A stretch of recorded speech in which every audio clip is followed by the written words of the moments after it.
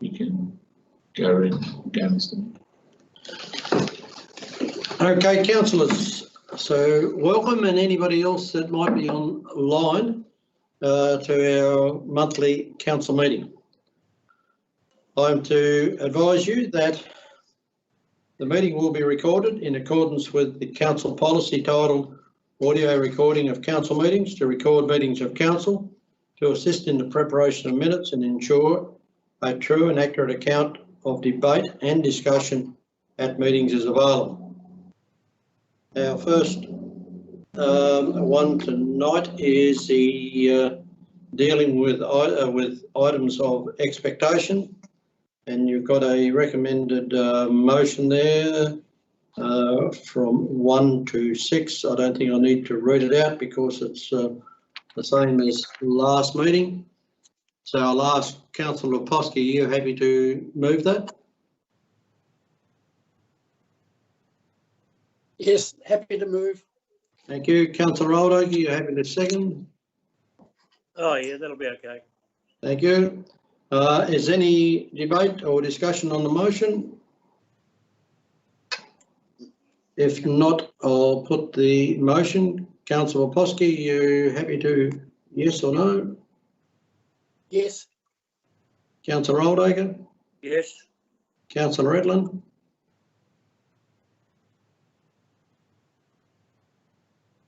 Yes. Councillor Woodward? Yes. Councillor Kay? Yes, Mr. Mayor. Deputy Mayor? Yes, Mr. Mayor. Councillor Blizzard? Yes. And Councillor Harris. 4. Thank you. And yourself, Mr. Mayor. And I'm for it as well, so that is carried. Moving right along, issues raised by councillors. Councillor questions received in writing. We have 2. One from Councillor Harris, and it reads like this. How do we as council justify 35% of our total revenue on employee costs if we currently don't have the ability to carry out our core role by responding in a timely, efficient and consistent manner to our customers, as stated on our customer service charter? How do we expect our community to support a significant proportion of their rates going directly to employee costs? And I think everybody's got the response for that. And the next one, somebody owes us $5. Second question from Councillor Edlin. Queries regarding Agritas Dairy and Cheese Factory development. Councillor Edlin has received contact from community members concerned about the Agritas Dairy and Cheese Factory development in regards to conflict of interest, business case, salted whey and trade waste, and effluent running into the Duck River on large rain events. Council, help me respond to these community inquiries. Yes. Thank you, Mr. Mayor. There's been a response provided in writing. However, as it was evidenced in Council's previous minutes, those members that had pecuniary or non-pecuniary interest in the development actually declared that and left the meeting. In terms of the Duck River Meadows project and the Agritas development, it's actually federal government funded, and the funding deed and support for that in the business case was actually developed by Agritas. So in terms of understanding that, I would have to take that question on notice and forward that to the Agritas board. In relation to the required trade wastes and the approvals and the conditioning of those particular components, they are linked to the EPA and other agencies in relation to that, and it would be managed by compliance checking. So if there's any further specific details, I'd be happy to receive any further questions later on. Thank you. Can I have a comment there, Darryl? Yes. Yeah. I'm happy to leave it like that for this evening, but I find the answers unsatisfactory. And I'd like it noted that I do find that unsatisfactory and that I feel the questions and the concerns from the community have not been taken seriously in this response. I'd like, Mr Mayor, could I just add something in there? It is question time and I probably can't have discussion, and the fact that three of us weren't in the meeting, it's difficult. So no, I think I'd need to not allow discussion or comments. I mean, if anybody wants to go further with it, it probably needs to come up as another motion at another meeting or something else. Well, through you, Mr Mayor, I'd be happy to field those inquiries and help the respective councillors understand those components. Yeah. I don't think understanding it's the issue, but I'm happy to address it in another forum. Yes. Okay. Yep. Thank you. We'll go to declarations of interest, either pecuniary interest or non-pecuniary. Are there any for tonight?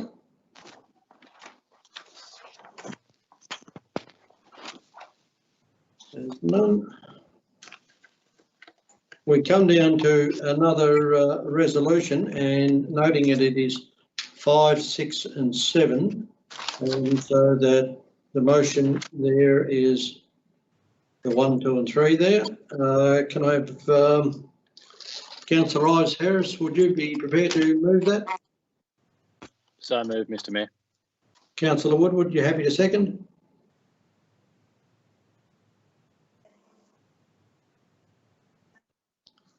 Councillor Woodward, are you happy to second? You're probably muted though. Yes, sir. You are happy. Okay, we'll just go, we've got the motion moved and seconded. Now we'll just go through the three items, and if there's any comments on those, we can have those before I put the resolution. Number 5 is notification of council workshops. There were 3 there. Is any questions or debate on any of those? Mr Mayor, the issue about the workshop where Greenpoint was discussed, there's not really been any length of discussion about the Greenpoint and what that setup might look like into the future. That's right. It was only a preliminary. It was only a preliminary discussion with it. What we may talk about, but what will happen with that next year is certainly wasn't discussed at that workshop at all. No, that's right. So 3, Mr Mayor, the council has subsequently, as we shared in discussions earlier, received a written response in relation to an interest in that particular matter. We're currently working through that, and there'll be further updates in terms of that information shortly. I can hear some paper shuffling. If we're not talking, it'd be a good idea to mute, because this is going out to the public and it makes it a bit difficult to hear. Is anything else on the workshops? No, Mr Mayor. Thank you. The Mayor's communication, is any queries on any of those things that I attended? Yes, Mr Mayor, can you enlighten us what you got out of the Leggett GMC's meeting? Anything for Circlet there? Most of it was on the COVID and talking about the annual meeting, just how the annual meeting is going to go. Obviously, there's not going to be a conference this year, and what's going to happen at the annual meeting this year is that anything that needs to be discussed quickly, we will be doing that in July, most likely online, but the number of the issues are going to be left till December, when hopefully we're going to be all together, because it's very difficult doing it online. So yeah, most of the motions that are normally come up to the general meeting, unless they're really, really urgent, we're going to leave them till December. That was probably the major thing that we have talked about at the meeting. Thank you for that. And on the 14th of May, you had a CCA meeting. Any feedback from that? The CCA meeting was a normal meeting. Probably the item of real interest was the fact that our fees have come down substantial with that, and the other, what else we discussed on that? There was a couple of other things. Well, there's two. We've got a new a member on the board because Andrew Wardlaw is finishing up at Burnie, and so Shane Crawford is going to take that role on. And one of the directors for the Northwestern Tourism is not going to be there, so David Mitson, who's the general manager from the West Coast Council, is going to take that role on. Was there anything else that you could think of? And the economic recovery package. Oh yeah, the economic recovery package was discussed as well, and so obviously the CPA have got people that are doing a lot of work in that space, and we'll talk about that later in it as well. So yeah, that was the other thing that was probably quite important for us. They did talk about the again the walkway along the and that's still being talked about with a number of councils. I know that they've got some issues with Burnie, mainly because of climate change, and they've also got some issues at getting across the Forth River as well. Central Coast is struggling with that, but that's more a council thing rather than CCA. They are the major issues. Mr. Mayor, we did miss the moving and seconding for the minutes from the last council meeting. Can we catch up on number 2 on the agenda? Sorry. Yeah.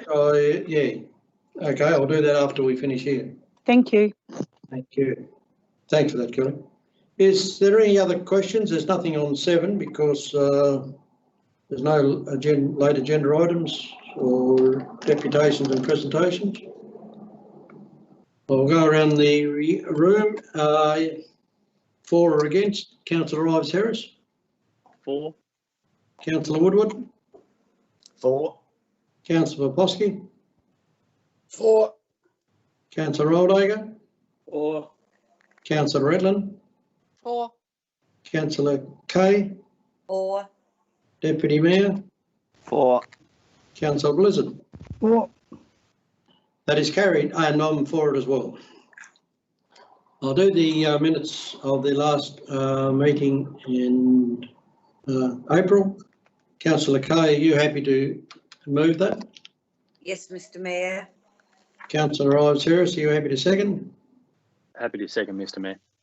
Any queries on the accuracy of the minutes? If not, I'll put the motion. Councillor Kay? For. Councillor Ives-Harris? For. Councillor Poposky?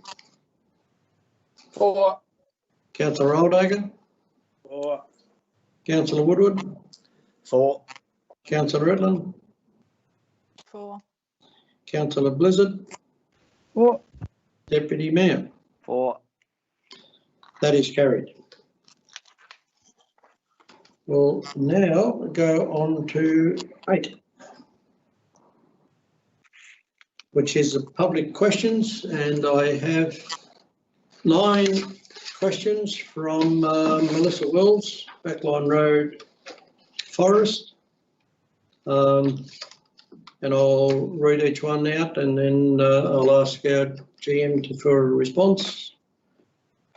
How long does council normally take to respond to customer service request issues, or is this a case of we won't answer and hope this goes away?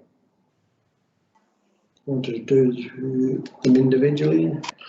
Through you, Mr. Mayor, in relation to that, I'd like to follow up with Melissa to specifically ask which question, which issue that is relating to, because customer service responses, depending upon their interactions with our works program or other agencies, vary in the length of time that it takes to respond to a particular customer. Second one, was a complaint received by Work Safe Tasmania from Rodney Flowers that sparked an investigation? Through you, Mr. Mayor, my understanding is that our interactions with WorkSafe Tasmania have been on an auditing type arrangement, but I'll certainly take that on notice and follow up with Melissa. Did council approach WorkSafe Tasmania about doing the audit, or was the audit done because council received another complaint in December about the same issues Melissa has raised in November? Through you, Mr. Mayor, I'd be happy to take that one on notice, given that I would need to liaise with the manager of Works and Services to understand the background to that one. The fourth one, whether the project management position for cheese factory and dairy duck river meadows put out to tender. Through you, Mr. Mayor, that would be a matter for Agritas. Council is not essentially the project manager of that project. Who decided that Paul Arnold, a personal friend of the Mayor and also manager of Agritas building? Through you, Mr. Mayor, that one would be a question for the Agritas board, respectfully. Is Paul Arnold, being project manager of the construction side of a project, a conflict of interest because of his dual roles, and how can he be impartial? Through you, Mr. Mayor, that response would be best provided by Agritas, given that they are in control of that development funding from the federal government. Will council get independent advice? Through you, Mr. Mayor, I would need to understand that question, whether it relates to an Agritas matter or a council matter, and I would take that one on notice. How many agriculture courses have been held at Agritas since 2015, when the course was attended by 2 participants for an office works course? Through you, Mr. Mayor, I would have to refer that question to Agritas. Council does not keep those records in terms of attendance at courses. And the last one, how long has Agritas been closed for, and how many courses has it conducted over its time since being built? Through you, Mr. Mayor, my understanding is that Agritas is not closed, but I would refer that question to Agritas to answer in more detail. Thank you, and that's the end of the questions, public questions. Notice of motions nil. There are no planning authority items. We'll go down to 11.1, which is 2020 Waste Survey Summary Report. Thanks, Daniel. Yeah, thanks through you, Mr. Mayor. Tonight, councillors, is simply the results from the recent survey for noting. There'll certainly be further workshop opportunities and other actions that those results will help guide, but for tonight it's the intent is simply to note the results, and for anyone that participated, they're able to see those in the public agenda. Thank you. Are there any questions to Daniel on this report?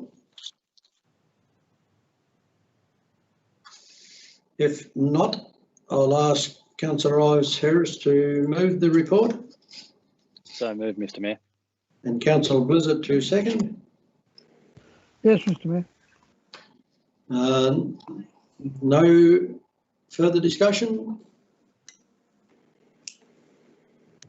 Councillor Ives Harris, for or against? For. Councillor Blizzard? For. Councillor Kane? For. Councillor Oldacre? For. Councillor Edlin? For. Councillor Poposky? For. Councillor Woodward? For. Deputy Mayor? For. And I'm for it, and that is carried. 11.2, Urban Stormwater Infrastructure Asset Management Plan and Service. Again, Daniel. Yep, thanks for you again, Mr. Mayor. This report, there's 2 attachments. One is the updated Urban Stormwater Asset Management Plan, and the second is the Urban Stormwater Infrastructure Service Level document. The 2 actually are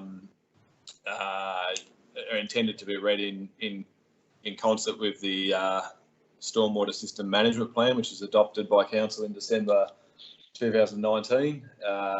The purpose of the Stormwater Management System Management Plan from December 2019 was to assess the risks of council's urban areas, being Smithton and Stanley, to flooding from storm flows, and to suggest mitigation plans towards that. The asset management plan, which is here tonight, is intended to forward project costs of works resulting from that risk assessment, but also forward project any asset replacement needs. The asset management plan talks about council's current stormwater stock, which is over 42 kilometres of underground pipe work, as well as open drains and other pits and manholes. In total, those assets are valued at about $17 million in total replacement value. And for the 20-year forecast of the asset management plan, there are very few, if not any, renewal requirements, given that council's stormwater infrastructure was largely developed from the 1960s onwards, and most of it carries a 100-year useful life. So the usual cycle of asset renewal won't fully hit council for another 40 years or so, all things being considered. The service level document accompanying that is the first pass that talks about the storm frequency in which the system is designed to cater for, being a 1 in 20 year frequency event for most pipe work, but also looking at overland flow paths, whether that be through roads or other pipes or open space land for the more intense 1 in 100 year flows. So but those two documents are there tonight for council to consider adopting. Thank you. Any questions to Daniel? Yes, Mr. Mayor, I'd like to ask one question to Daniel. In Stanley, the open drain, and it's on page 34. Daniel, that open drain, I see that there's a real risk there if there was young children getting there, especially coming up winter time when they do have a lot of water flow down through there. What do you think they'll do with that open drain in the years to come or in the near future? Yep, thanks for the question. Through you, Mr. Mayor. Since the adoption of the Stormwater System Management Plan, December 2019, one of our engineers has been modelling that open drain specifically, as it's listed there as a risk. It's likely we'll need to look at ways to increase capacity for flows to exit that area. It tends to be a bit of a basin, so it accumulates flows, and people have experienced that, of course, as it were out in the backyard. So likely solutions are either increasing the capacity for it to exit system to sea, or to look to divert some of the inflows from upstream, or a combination of both. So. Right. Thank you. I've got a question, Mr. Mayor, for Daniel. Yep. Councillor. With the open drains at Montague Road, it always looks disaster there when we have heavy rains. What happens with those? I know that's probably just outside the town boundary, but do you have responsibility of those? Through you, Mr. Mayor, I just might clarify, Councillor Woody, are you talking sort of past the Mellow Road turn-off, or yes, out around that area? Yes.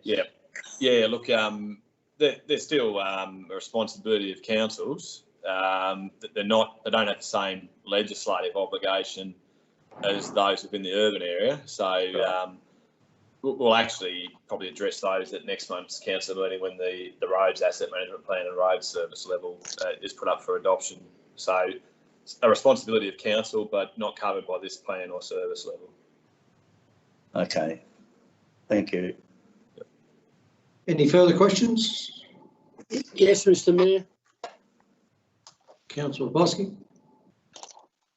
Daniel, I read within the plan that the annual cost is estimated at about $168,000. Is this a user pay from the rate struck, or in cost neutral to council? Yeah, through you, Mr. Mayor, and to address the question, that figure would be the annual operating cost. I don't believe it would include the depreciation on top of that, but it's current funding mechanism is certainly through a user pays service rate charge for Smithton and Stanley residents.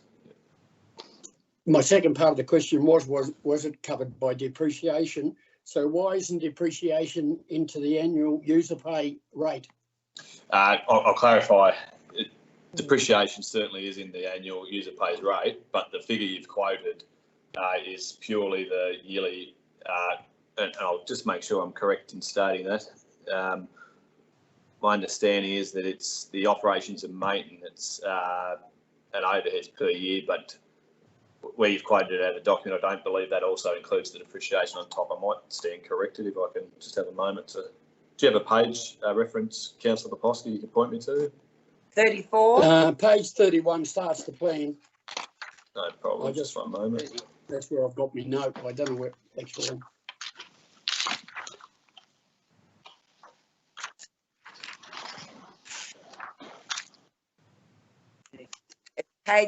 Page 34, where it mentions 168,000. Page 34. Yep, it mentions 168,000 annual. Yep. Oh, okay. Yes. So that's the actual operations and maintenance. It doesn't include the depreciation, that figure, although that is a cost to council, and that makes up part of the user rate charge. What the reason for the difference is we don't have in the forecast any renewals over the next 10 to 20 year period of the asset management plan. We do charge for depreciation as a measure of consumption of those assets, so that future generation in 2050 or 2060 aren't lumped with the total cost of replacement of those assets. So from the summary, my understanding then, the urban stormwater is cost neutral to rural parts of the municipality.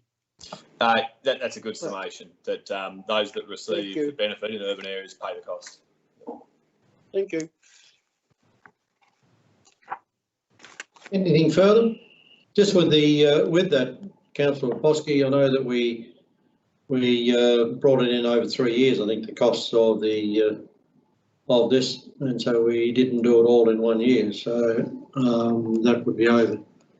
So it'll be wholly now cost neutral to us, but for the first year or two it wasn't, of my understanding. For you, Mr. Mayor, that's correct. Anything further on this, councillors? Just a comment that because this has service levels attached to it and therefore a long-term financial commitment, I feel like it's something that we really need to consider. But thanks to Councillor Popovsky's question, I was looking to vote against this because of that long-term financial commitment without understanding the strategy or the financial forecast in the new situation that COVID has given us. But given that it's a cost neutral position, except for the depreciation, I'm okay to vote for it. Thank you. Anything further? If not, I'll ask Councillor Oldacre, are you happy to move that? Oh, yeah. Councillor Woodward, are you happy to second it? Yes, sir. Is any further discussion being required? Questions, discussion, debate? If not, Councillor Oldacre, are you happy to? For it? Councillor Woodward? For. Councillor Redland? For. Councillor Ives-Harris? For. Councillor Poposky? For. Councillor Blizzard? For. Deputy Mayor? For. Councillor Kay? For. And I'm for it, and so that is carried. Thank you. We'll now go down to 11.3, animal control and food licence fees. Yep. Thanks, Daniel. Thanks, Mr. Mayor. So two parts to the recommendation. If I address the dog fees first, they are as presented are the same fees as the current financial year, consistent with the past resolution for a freeze on fees. The only difference being a simplification of the previous fee structure around impoundment fees, and that's detailed on page 89 of the agenda. Currently, we have a difference in fee applied for impoundment depending on whether the dog is registered or unregistered, with the intent being that there's a slightly higher penalty for an unregistered dog. In practice, what happens is when a dog is impounded, it's not released until it is registered. Oftentimes, there's a requirement to microchip on top of that. So with those measures in place, the sum up is it probably imposes a higher financial impost for that offence. With that in mind, it was proposed to simplify that fee for a first occurrence of impoundment to be the same regardless of whether the dog is registered or unregistered, given that it wouldn't be released unless the registration fee was paid at the time as well. So the dog fees, as the part 2 of the recommendation, are the same as the current year, with that change to that particular fee. The part 1 of the recommendation relates specifically to food licensing fees for the 2021 financial year. It's suggested that food businesses have directly been impacted by economic slowdown through COVID-19 restrictions. In addition to previous hardship measures adopted by council, it's suggested that a $0 fee be charged for next year, which would mean council foregoing an estimate of $21,000 as a result, but businesses would still achieve a food licence fee with the regulations that come with that, but at no cost as a hardship offsetting measure. So a 2-part recommendation for council to consider, Mr Mayor. Thank you very much. Thanks for that. Any questions to Daniel? Yes, Mr Mayor, through you. Yep. To Daniel. The licence to keep several dogs, and it says there the licence application fee per licence is $165. Yep. The licence renewal fee per licence is $50. That seemed to me that's double dipping. Anyone that's got a current licence, I understand they pay $165. So do they pay an extra $50 on top of that $165? Thanks for the question through you, Mr Mayor. No, my understanding is the way that's applied is to apply for a kennel licence, there's a process that has to be triggered by council whereby surrounding properties are contacted, given opportunity to object or not to holding more than 2 dogs on a property. And that's a statutory period of time. Council then needs to consider, or the General Manager, in fact, I believe under the Act, needs to consider what those objections are or are not before considering awarding the kennel licence. So that would be the start of that. Going forward beyond that, renewing, I understand, is a simple administrative matter, hence the lower fee. So my understanding is the 165 would be at first point of application. Beyond that, an annual renewal would be at the lower $50 renewal fee. So the application fee is only once for a lifetime if they keep dogs forever. If they continue to renew that kennel licence, then it's a once-off. Yep. So they still pay their $165. No, only the first time when they first get it, but then it's $50 a year from then on. Okay. Correct. Yep. Right. Yeah. I thought there was a bit of double dipping there. They'd have to. No. $50. So you pay that once in a lifetime, and then the $50 is just the annual fee. Okay. Yep. No, that covers that. Thank you. Any further questions? Through you, Mr Mayor. Yes, Mr Mayor. Deputy Mayor, then Councillor Popovsky.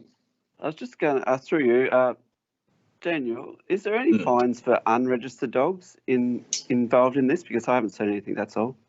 Through you, Mr Mayor, I could probably just answer that one. That the fines for unregistered dogs are set by the state. Correct. They set state penalty penalty units each year and adjust them accordingly. That's right. As per all other offences under the Act, they're structured in terms of a number of penalty units. Oh, that's fine. Thank you very much for the quick answer to that. Thank you. Councillor Bosky. Mr Mayor, my question is, would it be reasonable to consider that animal control should be cost neutral or thereabouts with the user pay system for animal for the control of dogs and animals? If so, after an estimated $40,000 for the next budget of fee collection, why is there still a $68,000 cost to council within the fees? Is that because the fees are too low or the cost of running that section of the business too high? I'm not sure who's the best one to answer that, but I'll have first pass if you like. Okay.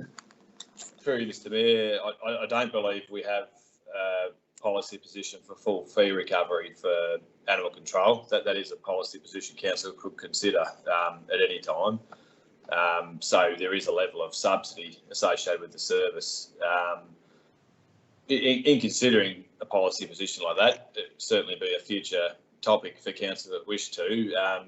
You might consider other general benefits to society of companionship by dogs for those that might be isolated, living alone, those sorts of things as well.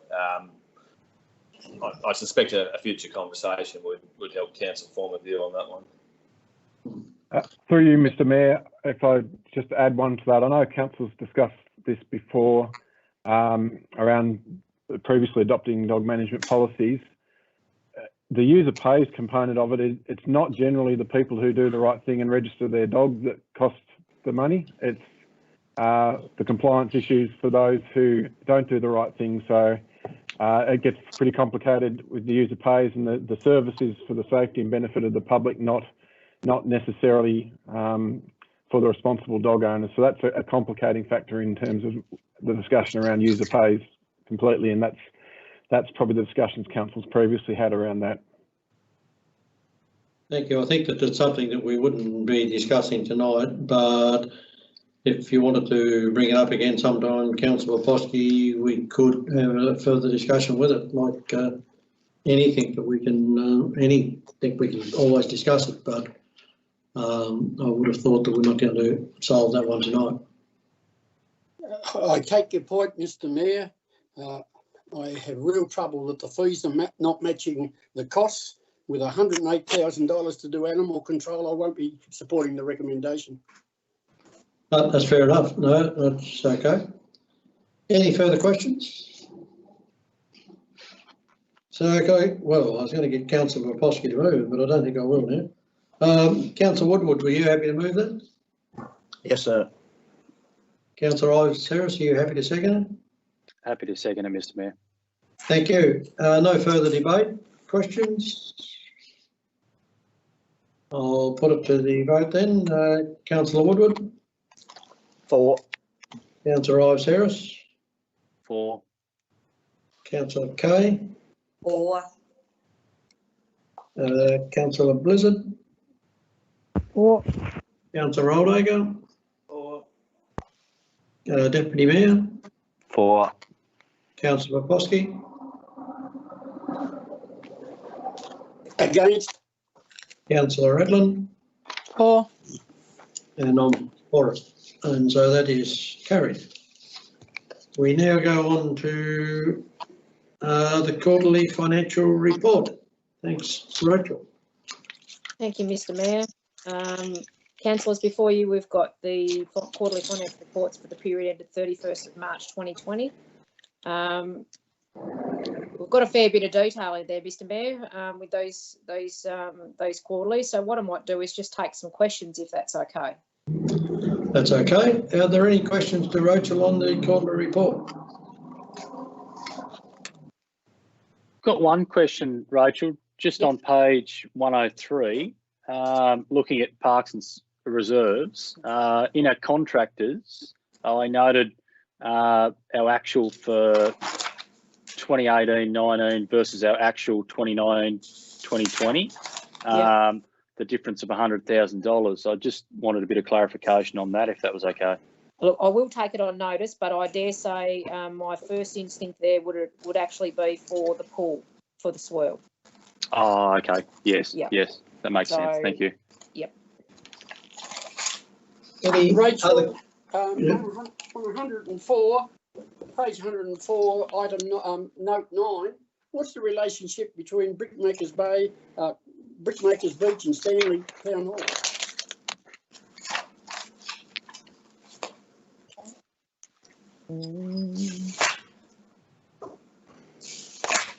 So I've got page 104, Councillor Poposky. I can't see. Note 9 says, Yep. Revenue includes the hire of the Stanley Town Hall. And Yes. it's got under the heading of Brickmakers Beach. It's on 105. Yeah. I think that's not, it's not a heading, oh, sorry, I've lost my page now. It's not specifically to do with Brickmakers Beach. The side of the page actually just explains what's in that area. It's not related to that specifically. So, you go down. Yeah, I know what you mean. So, the items in bold on the left-hand side are nothing to do with the actual numbers. They are just a list of what makes up the parks and reserves. So it probably looks like where they're sitting, it's to do with Brickmakers Beach, but it's nothing to do with Brickmakers Beach. So the things... Yeah, well, you got me anyway, Rach. You fooled me, but I believe your explanation. Yeah. So what I probably should do is those ones on the left-hand side, I'll move them down below because they've actually got nothing to do with the 1 to 11. Yeah, so the figures up above in that whole parks and reserves are made up of dog exercise areas, skate parks, walking tracks, and Anzac Park, all of those things. But the numbers just relate to the explanation, so that they don't have a relationship to one another at all. That's just to do with the setting out. Lockdown's a bugger, Rach. That's all right, no worries at all. Any other questions? If not, I'll ask Councillor Poposky to move that. With that explanation, I'll be glad to, sir. I thought you might be. Councillor Woodward, would you happy to second it? Yes. Any further discussion or debate? If not, for or against, Councillor Poposky? For. Councillor Woodward? For. Councillor Retland? 4. Councillor Ives Harris? 4. Councillor Blizzard? 4. Deputy Mayor? 4. Councillor Kay? 4. Councillor Oldacre? 4. And I'm for it. So that is carried. 11.5, we'll go on to our monthly financial report. Thanks again, Mr Mayor and Councillors. The financial reports for the period ended 30th of April are before you. We received one application for first homeowners grant for the month, totalling 16 for the financial year, which is pleasing. On page 129, we have the closing balances and the reserves for our special committees of council, our area management committees, which are listed there. On the comprehensive income statement, we've currently got the deficit of around $1 million, which is nearing our budgeted target of $1,050,000. We've also been informed this year that the remainder of our dividend more than likely won't be paid from Taswater. So obviously our revenue's down at this point in time and our expenses are down a little bit as well, but looking around that $1 million mark at the end of financial year. In terms of the statement of financial position, which is our balance sheet, we've currently got total community equity of around 212 million at this point in time. We've got 6.1 in investments, 6.1 million in investments, and the current cash balance at this point in time is a little over 11 million. On page 133, in terms of Receivables, so money owing to council, we've currently got 3.01% of rates outstanding compared to 2.48 at this time last year. And we've got 364 in sundry debtors compared to 386 at the same time last year as well.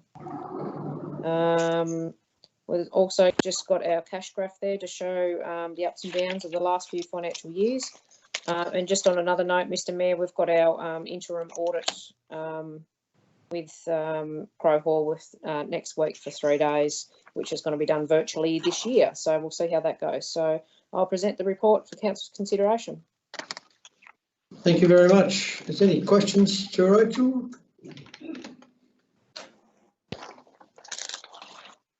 If not, I'll ask Councillor Kay to move that.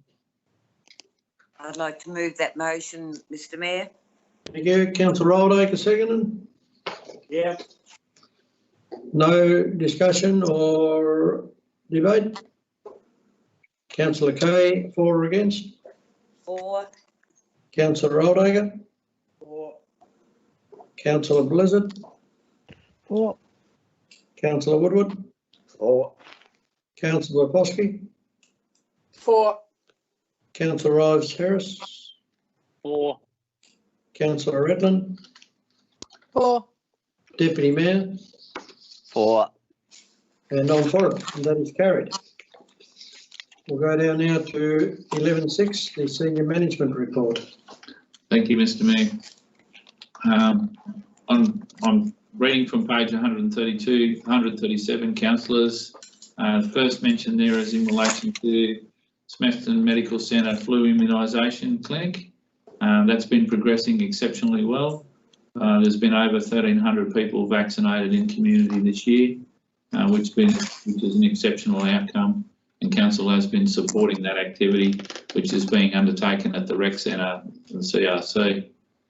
In relation to social recovery, the team's been very busy in that space, and councillors would have seen the circulating information. There's a number of agenda items there that are mentioned in the report.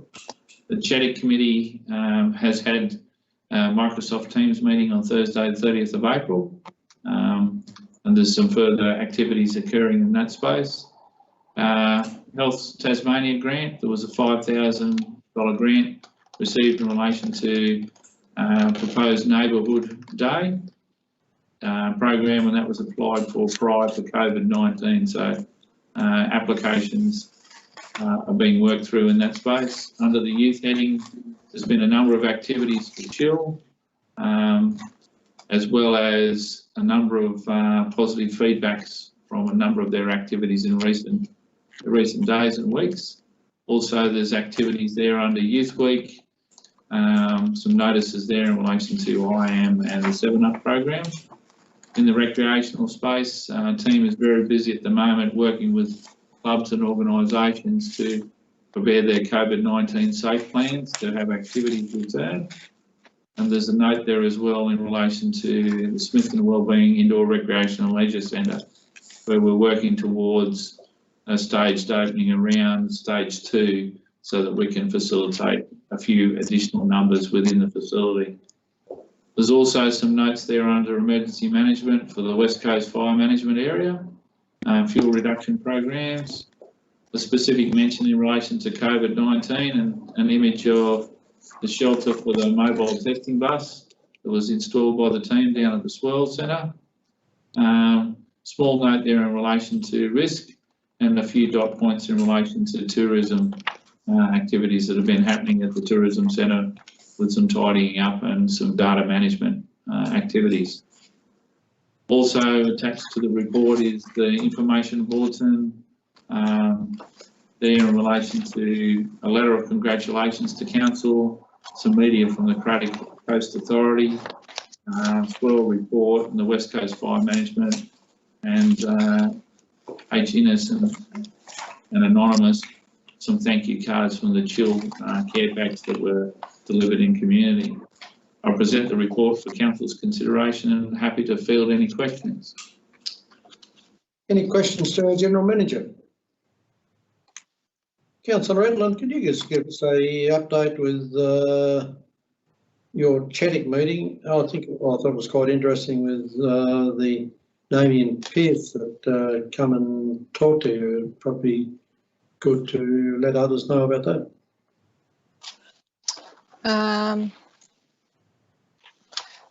You want an update on what Damien Pearce said? Yes, yeah, I guess the whole meeting. Well, that and the meeting, if you like, yes. Okay. Well, for those who know, Chedic is the education and training. So we had the education and training providers, and we also had a few people. We've been encouraging some more pieces of the puzzle, which is the employment providers. So we had Mission Australia and Employment Plus, and they were also at the meeting. So it was a really good platform just to share where everyone was at and how all those pieces of education and training fit together. So industry, education and training, and job seekers or employment providers. So yeah, so that was the platform, and it was very apt that Damien joined us. There's an employment hub which is federally funded. It's the only one at the moment in Australia, and there will be one in Townsville but hasn't started yet. So that's in Burnie, and he's based in Burnie, but he's actually for the whole Cradle Coast, and will also be looking to make connections in Circular Head in order to support things like apprenticeships and traineeships in companies, and to just connect pieces up across industry, training, and to put all those pieces of the puzzle together.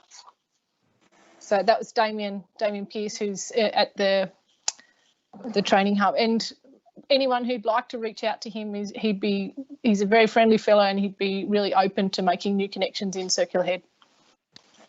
Thanks for that, Kate. You're welcome. Is any further on the General Manager's report? I'd just like to add, Mr. Mayor. Yes, Mr. Mayor.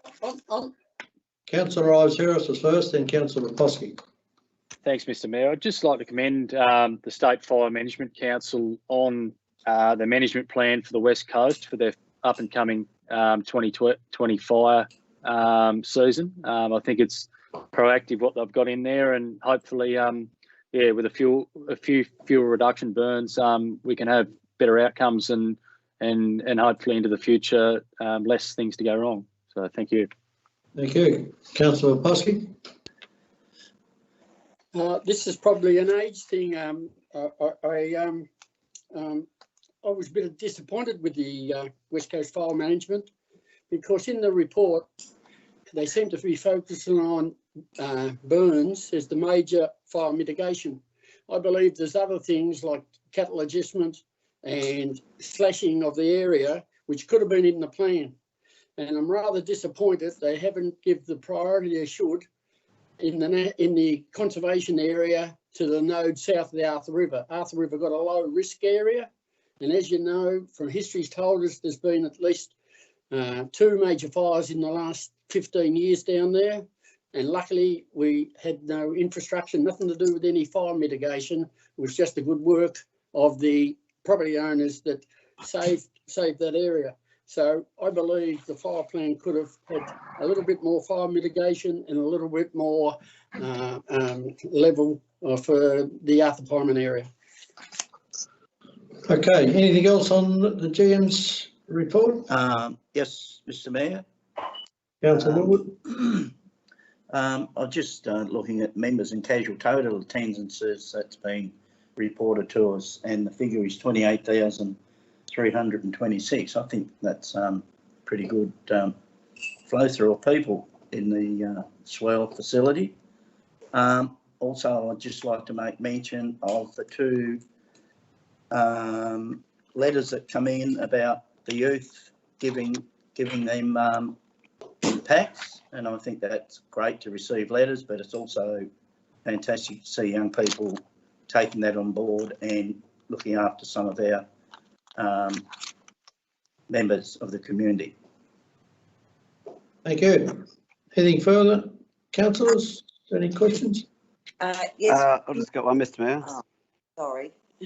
Councillor Kay, I think you was in first, then Deputy Mayor. Okay. I'd just like to ask, with the fire management plan, like that area from Edgecombe Beach to Helier Beach, I wonder, perhaps our Deputy Mayor might have an answer for here, but as well, will they do a burn off there before we get into the summer months? Because that's really grown up and it's thick undergrowth through there.